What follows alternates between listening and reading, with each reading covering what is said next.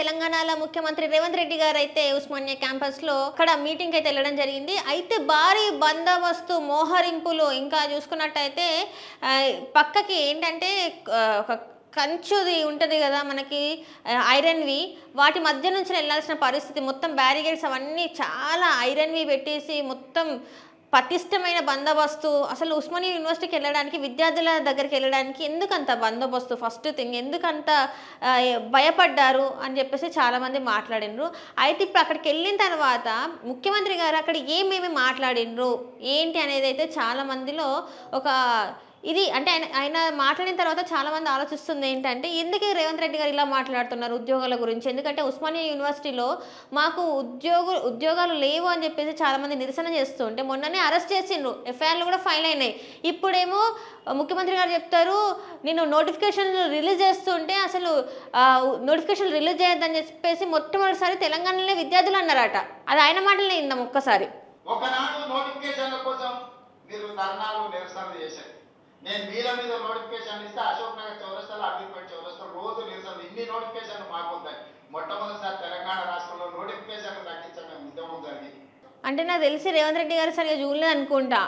అక్కడ ధర్నా చేసింది మాకు ఉద్యోగాలు ఇస్తలేరు, మాకు ఉద్యోగాలు లేవు, మా ఇళ్ళల్లో మమ్మల్ని తిడుతున్నారు, ఏమైంది కాంగ్రెస్ ప్రభుత్వం వచ్చిన తర్వాత ఉద్యోగాలు ఇస్తామన్నారు కదా, మరి ఇంకెందుకు మరి మీరు ఊళ్ళూళ్ళు తిరిగి మరి ఓట్లు పిచ్చుకున్నారు కదా, ఎందుకు ఉద్యోగాలు రాలేదు మీకు అని చెప్పేసి వాళ్ళు ధర్నా చేసిండ్రు. అక్కడ మేము ఈయన కోసం ఇంతకన్నా తిరిగి ఓట్లేపిస్తే, ఊళ్ళో తిరిగి ఓట్లేపిస్తే మాకు నమ్మించి మోసం చేసిండు మమ్మల్ని, ఇంతవరకు ఒక నోటిఫికేషన్ కూడా విడుదల చేయలేదు అని చెప్పేసి వాళ్ళు ధర్నా చేసిండ్రు. అది ఆయనకు అర్థమైందో కాలేదో మనం ఒకసారి పాత క్లిప్స్ కూడా మీరు చూస్తే మీకు అర్థమవుతుంది ఎంతమంది ఎట్లా ఏమేమి మాట్లాడినరు ఏందనేది కూడా మనకు అర్థమవుతుంది.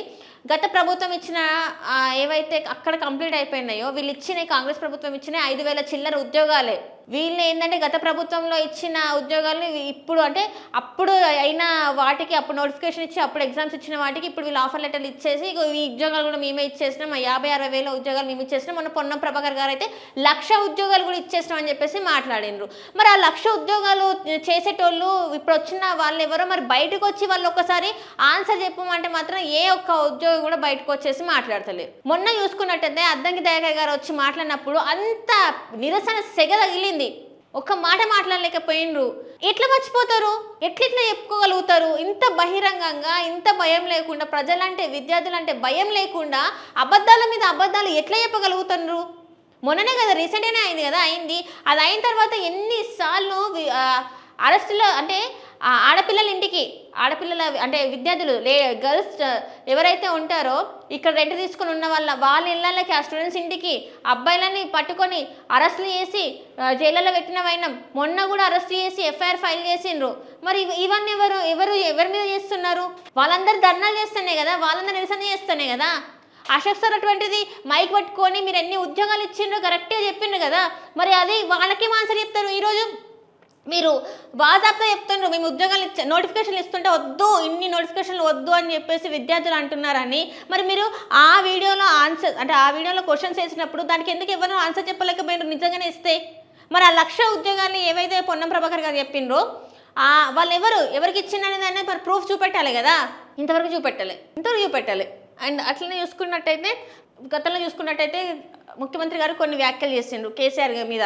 కేసీఆర్ ఇంకా స్ట్రెచ్చర్ మీద పడుకుంటాడు, ఇట్లా అట్లా ఏవేవో వ్యాఖ్యలు చేసిండు. ఇప్పుడు కూడా అక్కడికి పోయి కూడా అవే వ్యాఖ్యలు చేస్తున్నాడు. అది కరెక్ట్ కాదు. ఎందుకంటే మీరు ఏవైతే మీరు వ్యతిరేకత ఉందో మీకు ఫస్ట్ మీరు అది సాల్వ్ చేసుకోండి. ఆ సాల్వ్ చేసుకున్నాక మీరు మాట్లాడండి, మేము ఎవ్వరూ కాదనట్లే.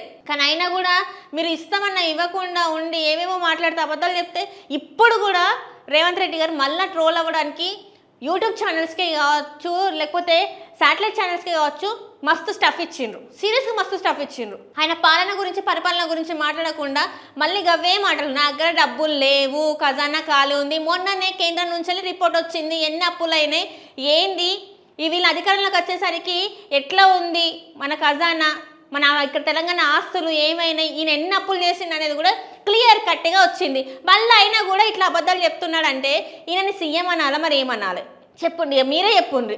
ప్రతి ఒక్కటి ప్రూఫ్ ఉండి నిజంగానే ప్రూఫ్లు లేవంటే ఏదైనా మాట్లాడచ్చు. కేంద్రంలో ఉన్నది బీజేపీ, మనోళ్ళు కాదు. ఇక్కడ రాష్ట్రం ఉంది వీళ్ళు, ఏం జరిగింది మన ప్రభుత్వం అంటే తెలంగాణ ఫామ్ అయినప్పటి నుంచి 2014 నుంచి ఇప్పటి వరకు ఎంత మనము అప్పులు చేసినాం, ఎంత మనకి ఉంది, కేసీఆర్ హయాంలో 10 సంవత్సరాలల్లో ఎంత అప్పు చేసిండ్రు, ఎన్ని ఆస్తులు ఉన్నాయి అనేది క్లియర్ కట్గా ఏమేమి కట్టిండ్రు, ఏమేమి ఇచ్చిండ్రు అన్నీ క్లియర్ కట్టు ఉన్నాయి. తెలంగాణ ధనిక రాష్ట్రం అని ఉట్టిగానే అనలే, అంత ఈజీగా అనలే, అవన్నీ ప్రూఫ్లు ఉన్నాయి కదా. మళ్ళీ ఇంత పెద్ద సభ మీద కూడా రాష్ట్రం ఖజానా డబ్బులు లేవు, ఏమీ లేవు, ఉద్యోగాలు లేవు. మరి ఉద్యోగాలు లేవని తెలిసినప్పుడు మీరు ఎట్లా ఒప్పుకుంటారు సార్? నాకు అర్థం కాదు. 2 లక్షల ఉద్యోగాలు ఇస్తామని, అది ఈ 5 సంవత్సరానికి 2 లక్షల ఉద్యోగాలు అన్నారా? సంవత్సరం 2 లక్షల ఉద్యోగాలు అన్నారా? ఎట్లా అన్నారు, ఏమన్నారు? అసలు ఇంతవరకు ఒక క్లారిటీ లేదు. ఇక్కడ చూస్తేనేమో నాకు తెలియలేదు కానీ చిత్తశుద్ధి ఉందంటే వాళ్ళు అడిగే ప్రశ్నలకి ఇక్కడ ఒక్కసారినండి. అడ్డుకుంటే వాళ్ళు వేసే యక్ష ప్రశ్నలకు సమాధానం చెప్పే చిత్తశుద్ధి నాకుంది. తెలివి ఉందా లేదా పక్కన పెడితే నాకు చిత్తశుద్ధి ఉంది. నా చిత్తశుద్ధిని ఎవరు ప్రశ్నించలేరు, ఎవరు శంకించలేరు. ఇది ఆయన చిత్తశుద్ధిని ఎవరు ప్రశ్నించలేరు, శంకించలేరట. మరి ఏంటో మరి నాకు అర్థం కాదు. ఇక్కడ ఇది మెయిన్. ఇక్కడ రేవంత్ రెడ్డి గారు ఏం చెప్తారో ఒక్కసారి ఫస్ట్ మనం విందాం. పోలీస్ సిబ్బంది చెప్తున్నా, ఆ ఎల్ల నేను వచ్చిన రోజు క్యాంపస్ లోపల ఒక పోలీస్ కూడా పెట్టకండి. ఏ విద్యార్థి ఏ నిరసనైనా నిలబడండి, నిరసన తెలిపే స్వేచ్ఛ కూడా వాళ్ళకి ఇద్దాం. ఆర్ట్స్ కాలేజ్ ముందు మీటింగ్ పెడతా, మీకు కావాల్సిన 100 కోట్ల నిధులు ఇస్తా. బీసీ గారిని మా పోలీస్ సిబ్బంది ఏం చెప్పిండ్రు? ఆర్ట్స్ కాలేజ్ ముందు సభలు పెడతారు, 100 కోట్ల ఏదైతే ఉన్నాయో నిధులు ఇస్తామని. ఇప్పుడే కదా ఇదే మీటింగ్లో ఇస్తా అని చెప్పిండ్రు. ఇంకొకటి ఏంటంటే పోలీసులు అవసరం లేదు, బందోబస్తు అవసరం లేదు, ఒక్క పోలీసు కూడా కనిపించొద్దు అని చెప్పేసి అన్నారు కదా. మరి ఇప్పుడు ఇదంతా నాకు తెలియకుండానే జరిగిందా? ఇప్పుడు ఏదైతే జరిగినాయో ఇవన్నీ నాకు తెలియకుండానే జరిగినాయా? నిజంగానే తెలియదేమో. ఎందుకంటే ఆయన బిజీగా ఉండి సినిమా వాళ్ళతోని, సినిమా డైరెక్టర్లతోని, ప్రొడ్యూసర్లతోని ఆయన కూర్చొని మీటింగ్లలో ఉంటే మరి రాష్ట్రంలో జరిగేటి ఏం తెలుస్తాయి? రాష్ట్రంలో ఏ మీటింగ్ పోవాలో ఏం తెలుస్తుంది? ఆ మీటింగ్లలో ఎవరెవరు వస్తారో ఏం తెలుస్తుంది? అవి అక్కడ మరి కంచెలేసిన లేదా ఎట్లా తెలుస్తుంది? ఈయన చెప్తున్నాడు ఇప్పుడు కంచెలేసి ఎవరు రాకుండా ఉన్నారు కాబట్టి ఇప్పుడు చెప్తున్నారా? ఏమని చెప్తున్నారు? ఎవరైనా రాని, ఎవరైనా నిరసన తెలుపుకోనివ్వండి, ఏమైనా ఆ స్వేచ్ఛ కూడా నేను ఇస్తున్నా అని చెప్పేసి అంటున్నారు కదా. మీరేం స్వేచ్ఛనేమి ఇవ్వలే, అందరిని అరెస్ట్ చేసి అందరినీ పక్కకు పెట్టే మీరు ఇది చేస్తున్నారు. ఆ అరెస్ట్ అయిన వాళ్ళు పాపం ఎంత వాళ్ళు ఉద్యోగాల కోసం తిరుగుతున్నారో, ఆ నోటిఫికేషన్ తిరుగుతున్నారో మనం సోషల్ మీడియాలో చూస్తే అర్థమవుతుంది ఎంతమందిని మీరు అరెస్ట్ చేసిండ్రు. పేపర్లో కూడా వచ్చింది ఎఫ్ఐఆర్ ఫైల్ చేసిండ్రా లేదా అనేది. ఇదేమి వితౌట్ ప్రూఫ్తో మాట్లాడిన అంశాలు అయితే అస్సలు కాదు. ఆన్ ప్రూఫ్ మీకు కొన్ని డేస్ వెనక్కి వెళ్తే మీకు అన్నీ కనబడతాయి. మొన్న కూడా ఓయూ క్యాంపస్లో అసలు యాక్చువల్గా మొన్న వెళ్ళాల్సింది రేవంత్ రెడ్డి గారు పోలే. అక్కడికి పోయినప్పుడు ఒక అమ్మాయిని పోలీసులు ఈడ్చుకుంటే ఎట్లా పడితే అట్లా లాక్కుంటూ పోయినరు. మరి అది కనబడలేదా? ఎందుకు మరి అరెస్ట్ చేసినామని, ఎందుకు తీసుకుపోయినామని అన్నీ మీరే మాట్లాడతారు. అరెస్టులు చేయొద్దంటారు, అక్కడ అరెస్టులు జరుగుతూనే ఉంటాయి. మేము ఇస్తామంటారు, ఇయ్యరు. ఏది మీరు ఏం చెప్పాలనుకుంటున్నారు? ఏం చేస్తారు? ఏంది అసలు నమ్ముతారా? ప్రజలు విద్యార్థులు నమ్మే స్థితిలో మీరు వాళ్ళని ఉంచిండ్రా? మీరు వ్యతిరేకించండి, నిరసన తెలపండి.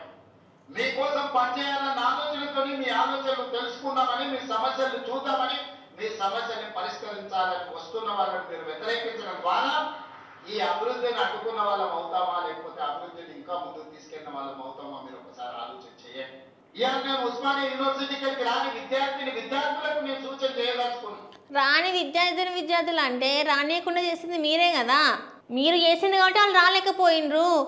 వాళ్ళు వస్తే మీకు నిరసన సెగ తగులుతుందనే కదా వాళ్ళని అరెస్ట్ చేసింది. మళ్ళీ రాని విద్యార్థులకి చెప్తున్నా నేను అని చెప్పేసి ఎట్లా మాట్లాడతారు మీరు? అసలు మీరు నిజంగా స్వేచ్ఛనిస్తే ఈరోజు ఒక్క అరెస్ట్ కూడా జరగకుండా ఉండేది.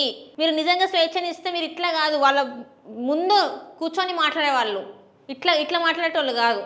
ఈరోజు నేను ఉన్న వాస్తవం మీ దగ్గర చెప్పదలుచుకున్నాను. నా దగ్గర పంచడానికి భూములు లేవు. మిమ్మల్ని ధనవంతులు చేయడానికి ఖజానా ఖాళీగా ఉన్నది, ఖజానా ఒట్టిపోయి ఉన్నది. భూములేమో లేవు, పంపకాలు జరిగిపోయి. ఈరోజు తెలంగాణలో 1,50,00,000 ఎకరాల వ్యవసాయ యోగ్యమైన భూములు ఉంటే 96% చిన్న సన్నకారు రైతులే. అంటే ఎకరము 2 ఎకరాలు 3 ఎకరాలు. ఇప్పుడు ఇప్పుడు అగ్రికల్చర్ సీడింగ్ యాక్ట్ తెచ్చినా నేను చూసుకోవడానికి గజం కాదు కదా, ఇంచి భూమి కూడా లేదు.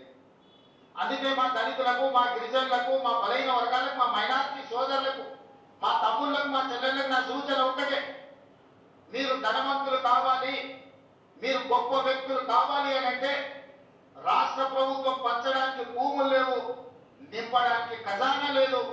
మీకు నేను ఇవ్వగలిగింది విద్య ఒక్కటే, నాణ్యమైన విద్యనే మీ తలరాతలను మారుస్తుంది. రైట్, ఏం చెప్తాను, మీ రాతను మారుస్తుంది విద్య ఒకటే, నేను ఇవ్వగలిగింది నాణ్యమైన విద్య ఒకటే. గురుకుల పాఠశాల గురించి ఎందుకు మాట్లాడతలేరు? గురుకుల పాఠశాల విద్యార్థులు రోజు రోజు కల్తీ అన్నం తిని వాళ్ళ ప్రాణాల మీద తెచ్చుకుంటారు, కొంతమంది చనిపోయిండ్రు కూడా. వాళ్ళకి ఏమి సమాధానం చెప్తారు? నాణ్యమైన విద్యనా? అక్కడ సబ్జెక్టులు చెప్పడానికి వాళ్ళకి టీచర్ లేకపోతే స్టూడెంట్స్ కూర్చొని ధర్నా చేసిండ్రు మొన్న. మరి ఏం నాణ్యమైన విద్య ఇస్తారు? మీరు నాణ్యమైన విద్య ఇస్తామని చెప్పేసి వాళ్ళని చదువుకోమని చెప్పేసి మళ్ళీ వాళ్ళ నిరుద్యోగులను చేసుడే కదా. ఇంకా నిరుద్యోగ చదువుకుంటారు, మీరు అన్నట్టు మస్తు చదువుకుంటారు, ఇక్కడ చదువుకుంటే ఇక్కడ ఉద్యోగాలు లేవు. బయట దేశం పోతామంటే అక్కడ వాళ్ళు వీసాలు ఇయ్యరు, స్టూడెంట్ వీసాలు ఇయ్యరు. మొన్ననే చూసినాం కదా, 6,000 వీసాలను రద్దు చేసిండ్రు, స్టూడెంట్ వీసాలను రద్దు చేసిండ్రు. ఏడికి పోవాలి? భారతదేశంలో ఉండడానికి లేదు, పక్క దేశానికి పోవడానికి లేదు. మా బతుకులు ఏంది? మీరు ఇచ్చే హామీలను నమ్ముకొని ఈరోజు మిమ్మల్ని నోటీస్ గెలిపించుకుంటే ఖజానా ఖాళీ ఉంది, ఇవ్వడానికి భూములు లేవు, ఏం లేవు. మీరు ఒక్కటే చేయండి, ఏంటంటే నాణ్యమైన విద్యతోని చదువుకోండి అంటే చదువుకొని ఏం చేయాలి? అది కూడా మీరే చెప్పుండ్రి. చదువుకున్న వాళ్ళకి మీరు ఏం చేసిండ్రు? ఇప్పుడు ఆల్రెడీ చదువుకున్న వాళ్ళకి మీరు ఇచ్చిన హామీలు ఏమైనా నెరవేర్చిండ్రా? కొత్త వీళ్ళు చదువుకొని వీళ్ళు ఏం చేస్తారు? అట్లా ఇందాక చెప్పిండ్రు కదా, ఖజానా ఖాళీగా ఉంటే మరి టెండర్లు ఎట్లా పిలుస్తాండ్రు? మొత్తం చూసుకున్నట్టయితే 50-60 వేల కోట్ల టెండర్లు మొత్తం ఇక్కడ చూసుకోవచ్చు మనం. జిహెచ్ఎంసీలో చూసుకున్నట్టయితే 10,000 కోట్ల టెండర్లు, ఇరిగేషన్లో 10,000 కోట్ల టెండర్లు, హెచ్ఎండిఏలో 10,000 కోట్ల టెండర్లు, జిహెచ్ఎంసీలో 6,000 కోట్లు. ఎట్లా మరి ఈ టెండర్లు ఎట్లా వచ్చినాయి? ఈ టెండర్లను ఎట్లా పిలుస్తారు మీరు? టెండర్లను పిలిచి ఈరోజు మళ్ళీ ఖజానా ఖాళీగా ఉందని ఎట్లా చెప్తారు మీరు? అసలు చాలా వరకు రేవంత్ రెడ్డి గారు అయితే చాలా ఒక కన్ఫ్యూజన్ స్టేట్లో ఉన్నాడేమో. ఎందుకంటే ఆయన మాట్లాడేటప్పుడు ఒక క్లారిటీ అయితే లేదు. ఎందుకంటే ఎక్కడికి వెళ్ళి ఏం మాట్లాడుతున్నారో అర్థం కాని పరిస్థితి. ఒక ఉస్మానియా యూనివర్సిటీకి వెళ్ళి అక్కడ విద్యార్థుల సమస్యలను తెలుసుకోవడానికి, అక్కడ వాళ్ళకి హామీ ఇవ్వడానికి వెళ్తున్నా అని చెప్పేసి గతంలో ఒక ఎమ్మెల్సీ వెళ్ళిండు, పరిష్కారం కోసం వచ్చినా అని చెప్పేసి అన్నాడు. ఈయన కూడా పరిష్కారం కోసం అన్నాడు. మీరు ఏం పరిష్కారాలు చూపెడతారు వాళ్ళకి? విద్యార్థులకి మీరు ఏం పరిష్కారం చూపెడతారు? ఫస్ట్ అది మాట్లాడండి. కోదండరామ్ సార్కి నేను మళ్ళీ ఎమ్మెల్సీ ఇప్పిస్తా, ఇవన్నీ వాళ్ళకి అవసరం లేదు కదా. మీరు వెళ్ళిన మాట ముచ్చటేంది, వాళ్ళకున్న బాధలేంది, వాళ్ళకున్న ప్రాబ్లమ్స్ ఏంది, అవన్నీ మీరు తెలుసుకొని వాటికి ఒక సొల్యూషన్ ఇవ్వాలి అనుకుంటే మరి ఇవన్నీ ఎందుకు మాట్లాడుతున్నారు? కేసీఆర్ గురించి కేటీఆర్ గురించి హరీష్ రావు గురించి మాట్లాడాల్సిన అవసరం లేదు. వై? బికాస్ వాళ్ళు మాకు వద్దు, వాళ్ళ పాలన మాకు వద్దు అని చెప్పేసి మిమ్మల్ని గెలిపించుకున్నారు. మళ్ళా మీకు ఏ వేరే పని పాట లేదా? కేసీఆర్ గురించి కేటీఆర్ గురించి హరీష్ రావు గురించే మాట్లాడన్నా? ఇక్కడ ఏం జరుగుతున్నాయి మాట్లాడలే కదా. మీరు ఇక్కడ రైతులకి ఏం జరుగుతున్నాయి, నిరుద్యోగులకి ఏం జరుగుతుందని మాట్లాడకుండా ఇక్కడ ఇన్ని ప్రాబ్లమ్స్ ఉంటే ఇవన్నిటిని వదిలేసి మీరు ఎప్పుడైతే సినిమా ప్రముఖులతో కూర్చొని మీటింగ్ పెట్టినరో అప్పుడే అయిపోయింది. నెక్స్ట్ ఇక స్థానిక సంస్థల ఎలక్షన్స్ వస్తే అప్పుడు చూపెడతారు ప్రజలు. ఇప్పుడు ఎవ్వరు ఏం మాట్లాడారు, చాలా సైలెంట్గా ఉంటారు, ఓపికతో ఉంటారు. ఇక వాళ్ళ ఓపికకి మీరు పరీక్ష పెట్టినట్టు అయింది. ఇక మరి ఈ పరీక్షలో మీ ఫలితం ఎప్పుడంటే స్థానిక సంస్థల ఎలక్షన్స్ వచ్చినప్పుడు, ఆ ఫలితాలు వచ్చినప్పుడే మీకు అర్థమైపోతుంది.